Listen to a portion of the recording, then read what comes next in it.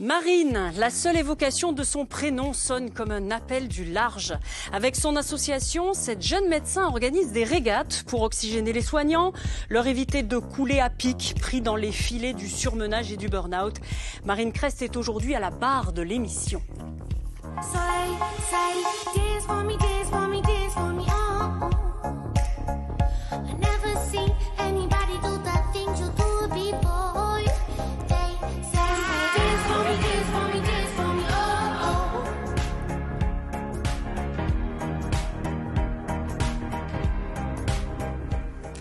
Avec son association, le docteur Marine Crest prend soin des soignants. Bonjour Marine. Bonjour. Merci d'avoir fait une petite pause dans votre cabinet et d'avoir mis entre parenthèses un petit peu vos patients. Il faut savoir faire une pause. C'est indispensable. Alors je vous propose qu'on s'installe un peu sur ce canapé, mais on va pas s'y allonger, même si on va parler de psychologie. D'accord.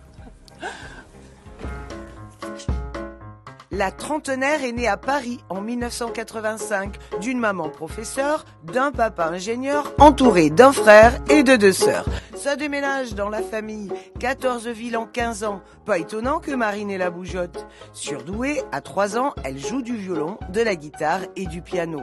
3 ans, l'âge auquel elle décide de devenir médecin. Elle apprend donc à lire en déchiffrant des notices de médicaments. Plus tard inscrite au conservatoire, Marine est aussi championne d'athlétisme. Mais un grave accident de moto à 13 ans et plusieurs mois en réanimation vont bouleverser sa vie.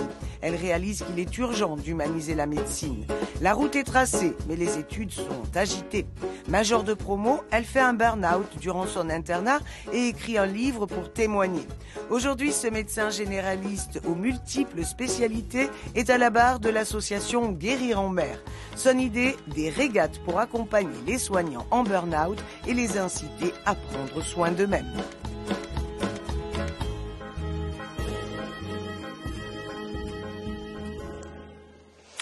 Marine, revenons sur cet accident de moto que vous avez eu, donc on vient de le voir à l'âge de 13 ans. Vous frôlez la mort, vous ne pouvez plus ni jouer de la musique, ni courir, puisque vous faisiez de l'athlétisme, ni marcher. Et vous dites avoir pris 10 ans de maturité d'un coup, mais surtout, vous découvrez la médecine du point de vue du patient.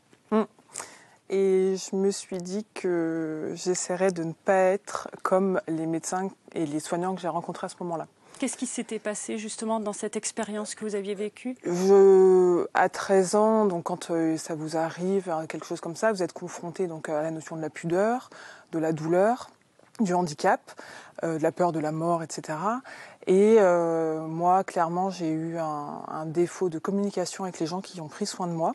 Même si j'ai eu tous les soins, et ça je suis reconnaissante de tout ce que j'ai pu recevoir, des équipements, de la technicité, de l'hôpital, du service public en général.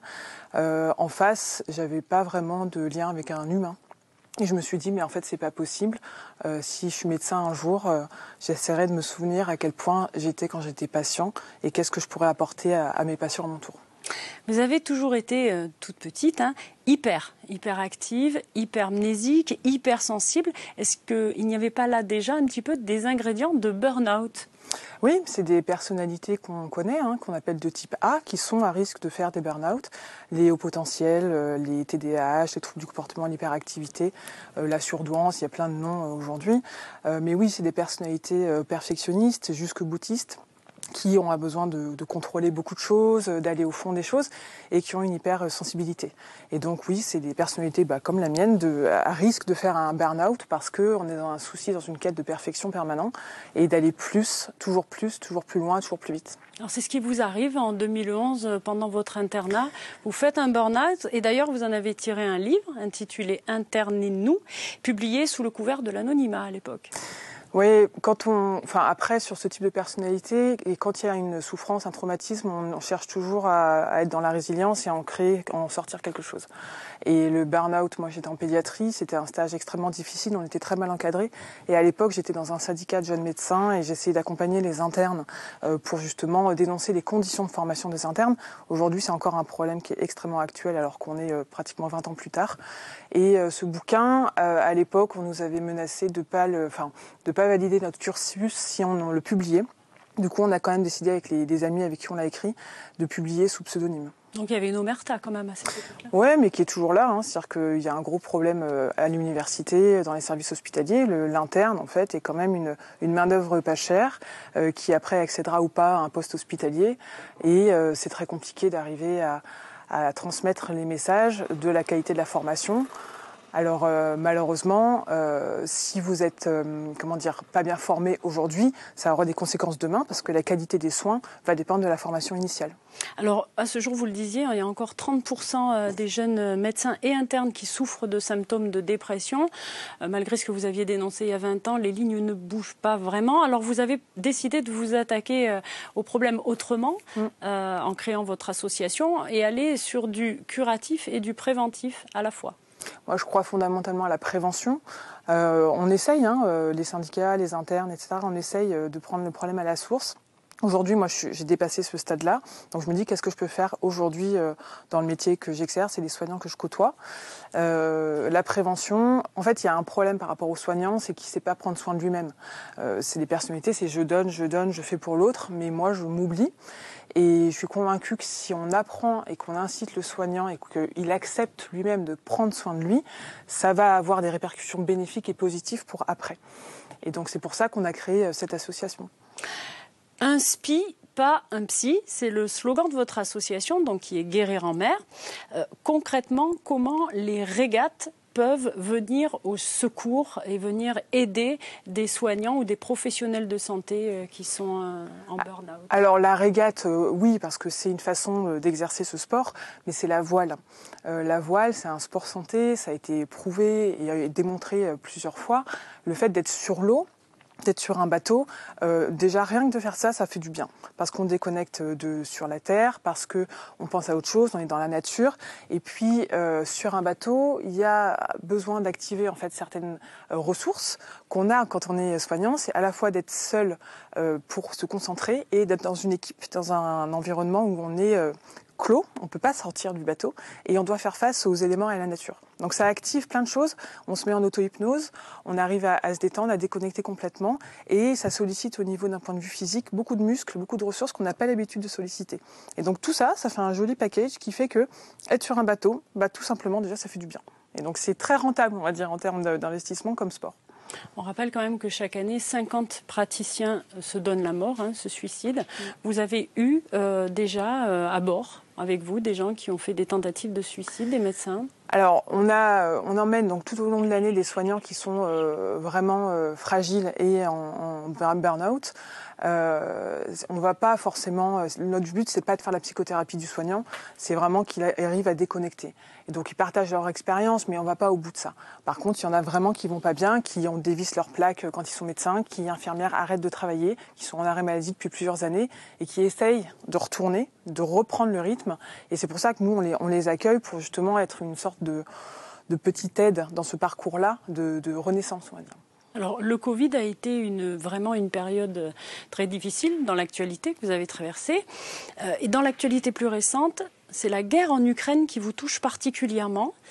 Tout a commencé fin février 2022. On va jeter un œil ensemble dans le rétroviseur.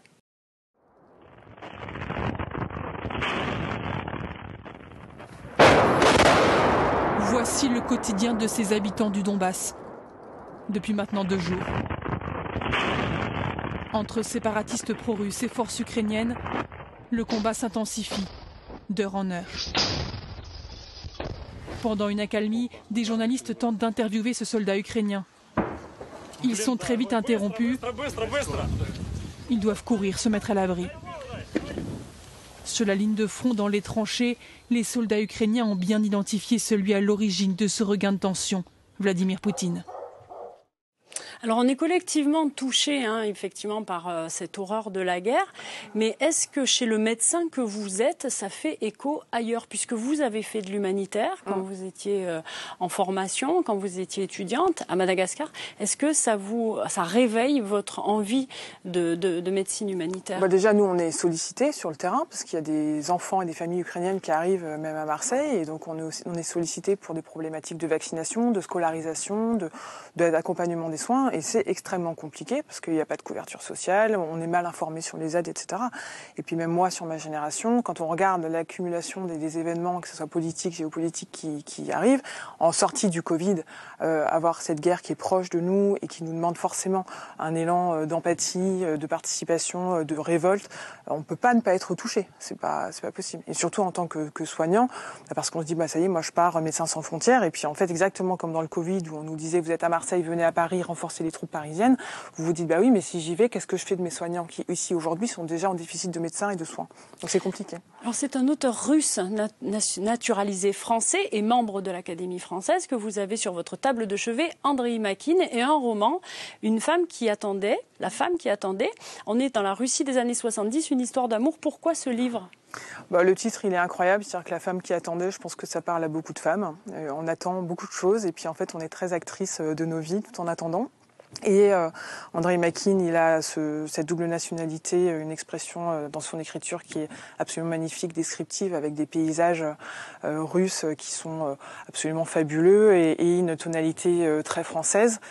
C'est beau ce qu'il écrit, chaque mot peut être décortiqué, on peut rester longtemps sur une phrase par tout ce qu'elle peut transmettre comme émotion. Et c'est une histoire d'amour magnifique d'une femme qui y croit jusqu'au bout de sa vie. Alors justement, on va parler de femmes. Il y a une personnalité inspirante selon vous qui est Simone Veil. Et quand on vous questionne, vous rajoutez « comment ne pas ». C'est la victoire sur l'avortement, en fait, la victoire pour le droit à l'avortement qui arrive en priorité selon vous dans son action. Là, c'est d'actualité par rapport à ce qui se passe aux États-Unis qui est extrêmement grave. Moi, sur ma personnalité, je suis fondamentalement féministe, sans être extrémiste. Je crois énormément à la femme. D'ailleurs, dans mon métier de médecin, tout part de la femme. La femme, entre 30 et 50 ans, elle est moteur dans une famille, elle amène ses enfants, elle amène ses parents, elle amène son mari, son conjoint, et à la fin, elle s'amène elle. Et Simone Veil est extrêmement inspirante dans son combat, dans ses combats, dans leur reconnaissance de la femme, dans tout ce qu'on doit rendre aux femmes et au pouvoir de la femme.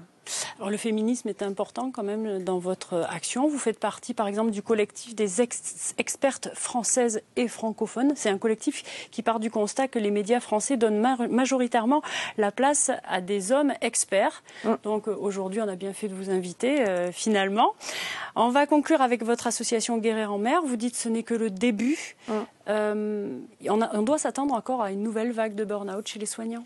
Le burn-out, il était là déjà, le risque de burn-out avant la crise sanitaire. Nous, on a créé l'association avant, parce que on est soignant, on le vit dans le quotidien. On est une équipe où il y en a qui sont à l'hôpital, donc qui sont en cabinet. On a des professions différentes. Jean-Baptiste, là, mon ami avec qui on a créé l'asso, il est kiné. Quelle que soit la profession du soin, il y a un problème. Tout le monde souffre. Et ça, c'était avant la crise Covid, depuis plusieurs années. Le déficit sur place, l'augmentation des pathologies, le vieillissement de la population. Depuis le Covid, c'est une catastrophe. Ça n'a pas accentuer forcément les choses, ça les a révélés. Et si on ne met pas en place concrètement des solutions rapides, ça va être une catastrophe pour les soignants. Une politique de santé publique pour les soignants, c'est ça ? Exactement. C'est-à-dire que dans toutes les entreprises, vous faites de la RH, bien-être au travail, etc. Il n'y a pas de médecin du médecin, il n'y a pas de médecin de l'infirmière, très peu de médecine du travail pour les professionnels de santé. Il faut avoir conscience que si les soignants ne vont pas bien et ne peuvent plus travailler, ce qui est le cas, aujourd'hui, ils arrêtent de travailler dans la plupart des structures, il n'y a plus personne qui va s'occuper des gens. Et donc la répercussion, ça sera sur les patients. Un dernier mot, comment aider votre association rapidement en vous proposant des bateaux, des skippers pour les régates ? Les bateaux, les bénévoles, c'est une association qui appelle au bénévolat. C'est vraiment quelque chose qui est associatif, on fait ça ensemble. Vous avez un bateau, vous mettez à disposition votre bateau, vous êtes skipper, vous mettez à disposition votre qualité de skipper et vous diffusez le message. C'est-à-dire que c'est pour tous les soignants, quelle que soit la profession du soin. On vous retrouve comment sur Internet ? www.guérirenmer.com. Merci, on va se quitter avec une petite photo souvenir, Marine, si vous le permettez. Merci. Merci.